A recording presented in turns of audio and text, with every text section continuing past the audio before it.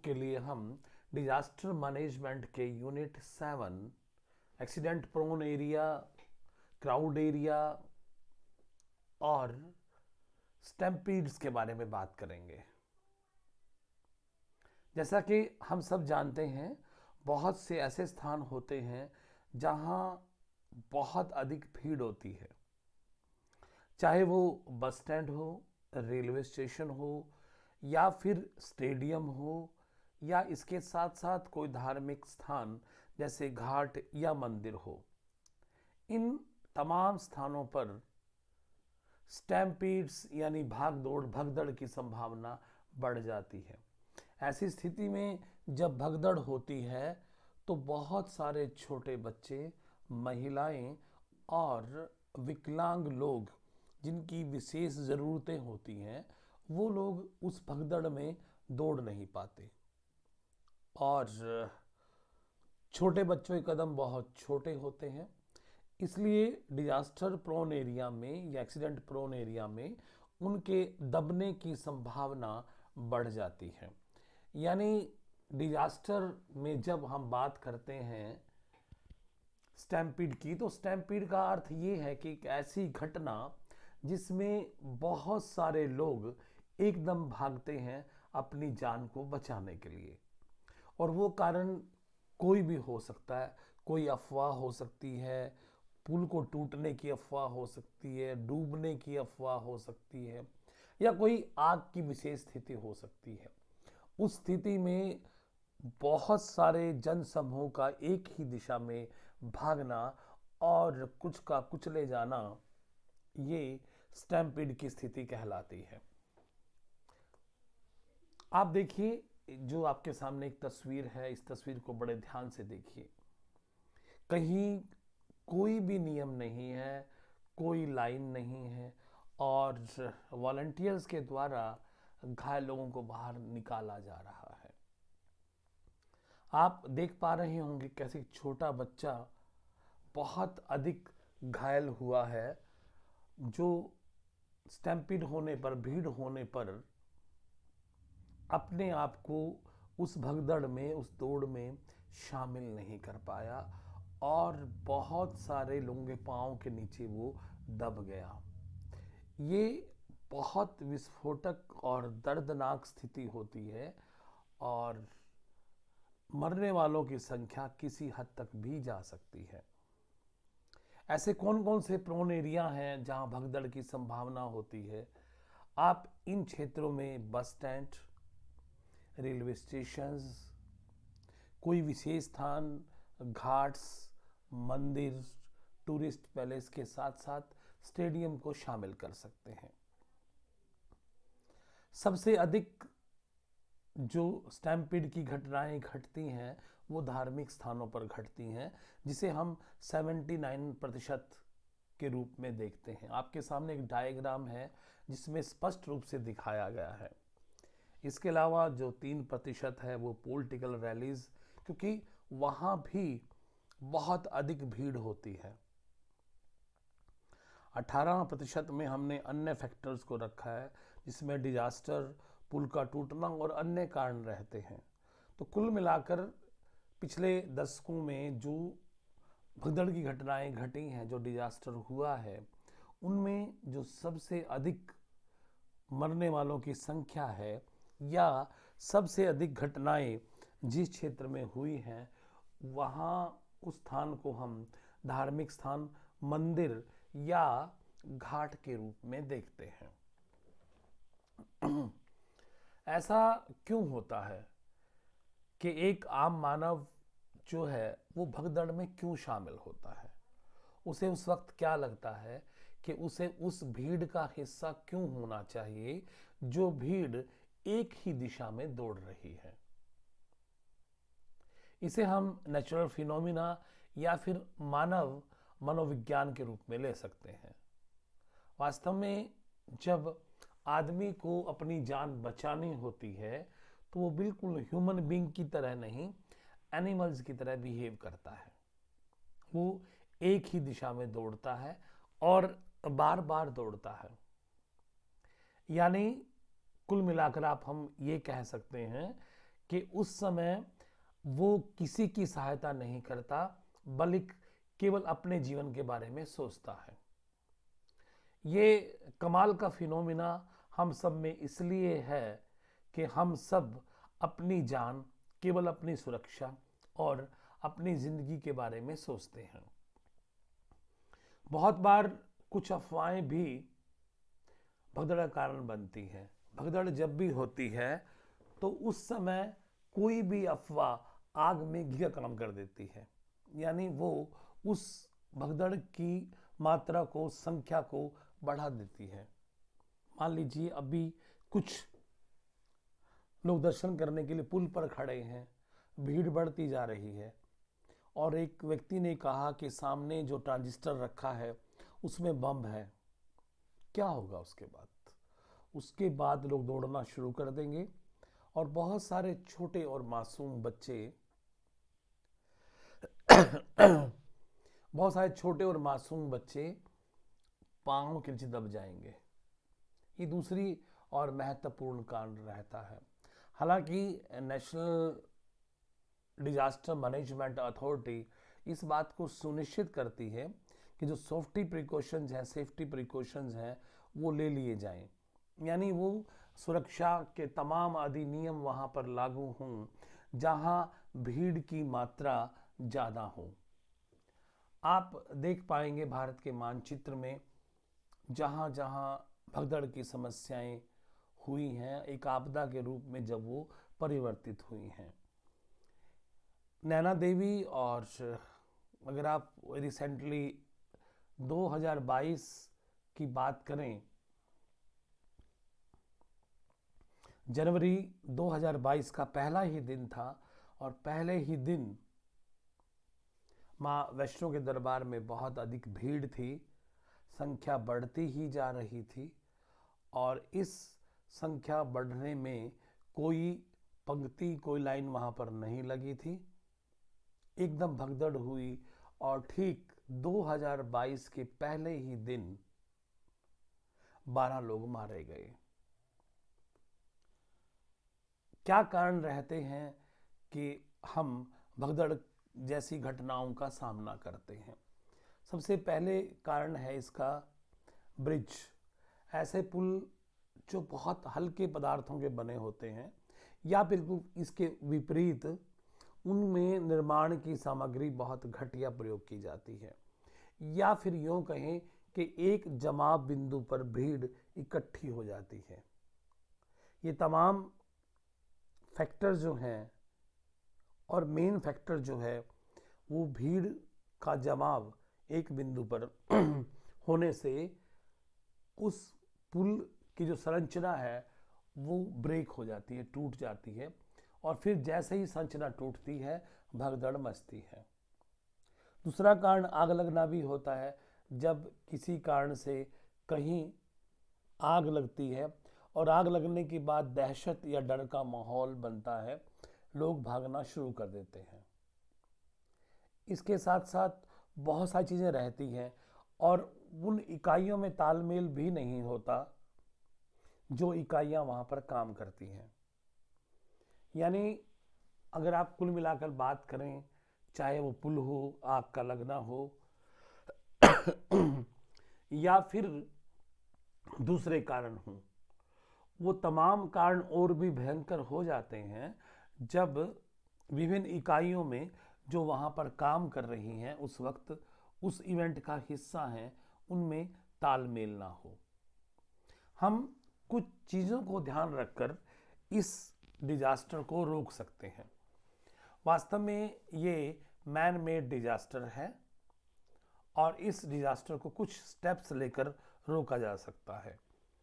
सबसे पहले है डिसीजन। हम ऐसा निर्णय लें कि इवेंट कब होगा, कितने समय का होगा। उसके बाद ही तय किया जाएगा कि कितने जो दर्शक हैं या फिर कितने श्रद्धालु हैं वहाँ उनकी एंट्री होगी। मान लीजिए स्टेडियम में कोई स्पोर्ट्स का इवेंट रखा गया है, वो 2 दिन चलेगा, 5 दिन चलेगा या 1 दिन रहेगा, ये तमाम चीज़ें निर्धारण का विषय हैं। इनको निर्धारित करते वक्त जो फाइल बनाई जाए उसकी महत्वपूर्ण दस्तावेज के रूप में रिस्क भी बताया जाए कि वहाँ पर क्या रिस्क रहेगा। अगर हम इस इवेंट का आयोजन कर रहे हैं तो किस रिस्क का हमें सामना करना पड़ सकता है।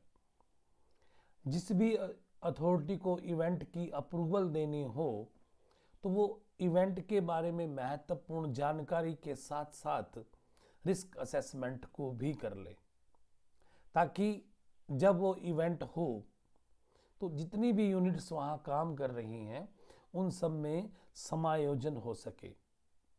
यानी ये तीनों ही स्टेप्स हमारी इंटीग्रेटेड प्लानिंग को प्रभावित करेंगे। और अगर रिस्क बढ़ भी जाता है, रिस्क आ भी जाता है, फिर क्या क्या उपाय होंगे, उन उपायों की चर्चा भी उस फाइल का हिस्सा होनी चाहिए। अतः हम कह सकते हैं कि डिसीजन, रिस्क, अप्रूवल, प्लानिंग और वो तमाम उपाय जो उस वक्त उस इवेंट में कोई रिस्क या कोई डिजास्टर आने के वक्त किए जाएंगे, वो भी प्लानिंग का हिस्सा होने चाहिए। कुछ प्रिकॉशंस हमें लेके चलने चाहिए और ये इतने महत्वपूर्ण प्रिकॉशंस हैं कि हम इनके द्वारा ही होने वाली भगदड़ को नियंत्रित कर सकते हैं। Type and durations of event. Event किस प्रकार का है? इवेंट ओनली एक दिन चलने वाला है, 20 दिन चलने वाला है, उसकी अवधि क्या है, यानी और उसका प्रकार क्या है। मान लीजिए एक पॉलिटिकल रैली है, तो पॉलिटिकल रैली का मतलब 2 या 3 घंटे है, पर वहां भी भगदड़ हो सकती है, वहां भी विनाश हो सकता है। इसलिए ध्यान देना है इस बात पे। पहला प्रिकॉशंस ये लेना है कि उस इवेंट की ड्यूरेशन क्या है और वो किस प्रकार का इवेंट है। इसके अलावा वहाँ आने वाले जो जनसंख्या है, जो जन समूह है, उसका हमें पहले पता होगा कि वो किस जेंडर से हैं, उनकी एज प्रोफाइल क्या है, ताकि किसी भी डिजास्टर के समय हम मेडिकल को तुरंत अलर्ट कर सकें, उन्हें मेडिकल प्रोवाइड करवा सकें। ये तभी हो पाएगा जब हमारे पास भीड़ की आने वाली अनुमानित संख्या होगी और उसके एज ग्रुप का हमें पता होगा। इसके साथ साथ भगदड़ जब होती है तो हमें एक बात और भी ध्यान रखनी है कि इवेंट जिस लोकेलिटी में, जिस लोकेशन में हो रहा है, वो हॉस्पिटल से कितनी दूर है। अगर वहाँ हमें ये तमाम अरेंजमेंट्स करने पड़े एम्बुलेंस के और तमाम सुविधाओं के, कितना समय हमें लगेगा। इसके साथ साथ ये बात भी ध्यान देने की है कि अगर वो क्षेत्र पर्वतीय है या फिर मैदानी है या मरुस्थल है या समुद्र के किनारे है, ये तमाम चीज़ें भी हमें ध्यान रख लेनी चाहिए ताकि हम उस समय बचाव कर सकें। इसके साथ साथ वहाँ जो डिपार्टमेंट्स जो हमारी हेल्प करते हैं, चाहे वो पुलिस डिपार्टमेंट हो, फायर डिपार्टमेंट हो, हेल्थ हो, फॉरेस्ट हो, रेवेन्यू डिपार्टमेंट्स हो या पीडब्ल्यूडी डिपार्टमेंट्स हो, वो सब भी अपनी सेफ्टी ड्रिल्स, अपनी मॉक ड्रिल्स करें, आपस में कोऑर्डिनेशन करें, ताकि किसी भी आपदा के समय ठीक ढंग से, बेहतर ढंग से काम किया जा सके। जब भी किसी मेले में संख्या की बढ़े या घाट पर स्नान के लिए बहुत अधिक लोग हों या दर्शन के लिए बहुत लंबी लाइन लगी हो, तो हम प्रिकॉशंस लें कि भीड़ को छोटे छोटे भागों में विभाजित कर दें ताकि हम क्राउड को मैनेज कर सकें। क्राउड मैनेजमेंट बेहतर तरीका है इस चीज़ को रोकने का, ताकि ये आपदा हम तक ना पहुँचे। कुछ और रास्ते भी हो सकते हैं।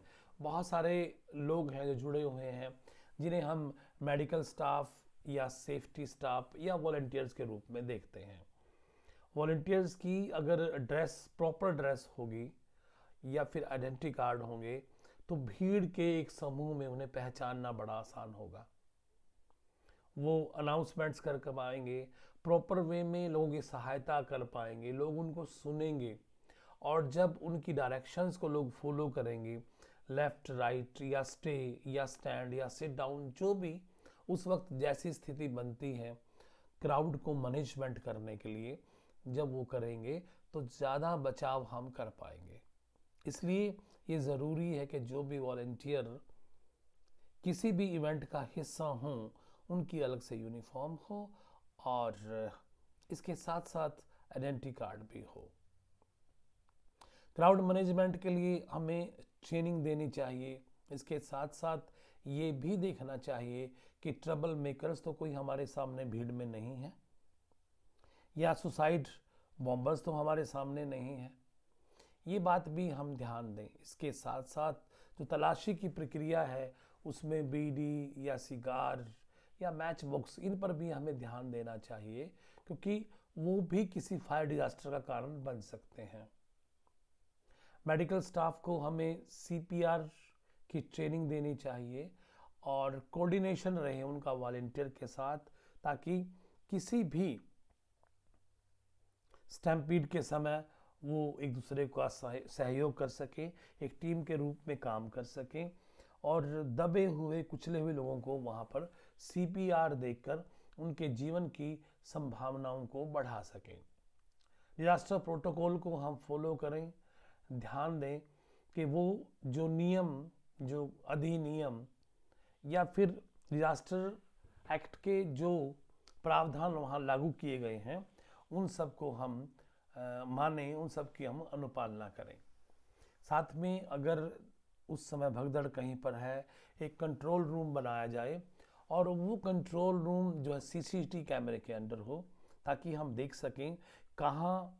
वैसे भी अगर सीसीटीवी कैमरा वहाँ पर होगा तो भगदड़ की संभावना बहुत कम होगी, क्योंकि हम क्राउड के मूवमेंट को नोट कर सकते हैं, उसको लाइव देख सकते हैं।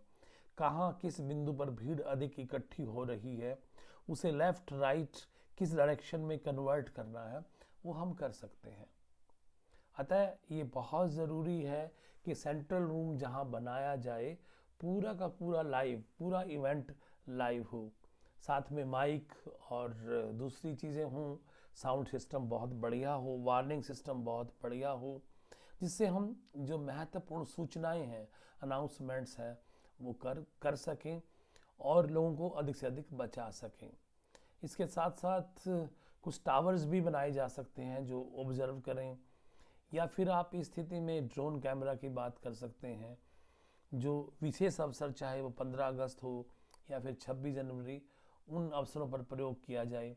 मोबाइल भी एक महत्वपूर्ण साधन है, या फिर रेंज जो है, नेटवर्क की रेंज, उस पर भी ध्यान दिया जाना चाहिए, ताकि सभी जो विभाग वहाँ काम कर रहे हैं उनके कर्मचारी वॉकी टॉकी के थ्रू आपस में बात कर सकें, भीड़ के साथ साथ यातायात को भी नियंत्रित कर सकें। और एंट्री, एग्जिट और बैरिकेड्स पर हमें ध्यान देना पड़ेगा। वास्तव में एंट्री और एग्जिट हमें, ये ठीक है हम उस समय कम एंट्री हो, हम कम लोगों को अंदर भेज सकें, ये ज़रूरी होता है कि आप बहुत उसको लिमिटेड रखते हैं और छोटा स्पेस होता है एंट्री का या बाहर निकलने का। लेकिन एंट्री या एग्जिट या बैरिकेड्स पर जो भी व्यवस्थाएं हों वो टेम्परेरी हों, परमानेंट ना हों, ताकि भीड़, अगर ऐसी स्थिति आती है, आपातकालीन स्थिति आती है, तो हम भीड़ को बहुत चौड़े रास्ते करते हुए बाहर निकाल सकें। क्योंकि एंट्री और एग्जिट पॉइंट वो पॉइंट है जहां भगदड़ के समय सबसे अधिक मौतें होती हैं। या तो लोग अंदर जब एंट्री कर रहे हैं या बाहर निकल रहे हैं, दोनों ही स्थिति में भगदड़ हो सकती है। तो उस स्थिति में हम एक जो प्रिकॉशंस है वो ये ले सकते हैं कि हमारे एंट्री के पास जो पॉइंट्स हैं, एग्जिट के पास जो पॉइंट्स हैं, जो बैरिकेड्स के पास पॉइंट्स हैं, वो सब टेम्परेरी हों, परमानेंट ना हों, ताकि उन्हें रिमूव करने में आसानी रहे और इसके साथ साथ हम रास्तों को चौड़ा करके उन्हें बाहर निकाल सकें। इसके साथ साथ क्योंकि उस समय पब्लिक बहुत अग्रेसिव होती है, हर एक को भागना होता है, अपनी जान बचानी होती है, तो इन तमाम एलिमेंट्स को भी हम ध्यान रखें। और क्योंकि जो चीज़ गलत हो सकती है वो गलत ही होती है और गलत ही रहेगी। अब आपके सामने जो ये आप देख पा रहे हैं स्लाइड, इसमें देखिए कहीं कोई लाइन नहीं है, कहीं कोई पुलिस की व्यवस्था नहीं है, कहीं कोई बॉडीगार्ड्स नहीं है, कोई वॉलंटियर्स नहीं है। सब लोग एकदम तुरंत भाव से तुरंत एकदम स्नान करना चाहते हैं। ऐसी स्थिति में जो भगदड़ की संभावना है वो बढ़ जाती है। फिर भी हमें बार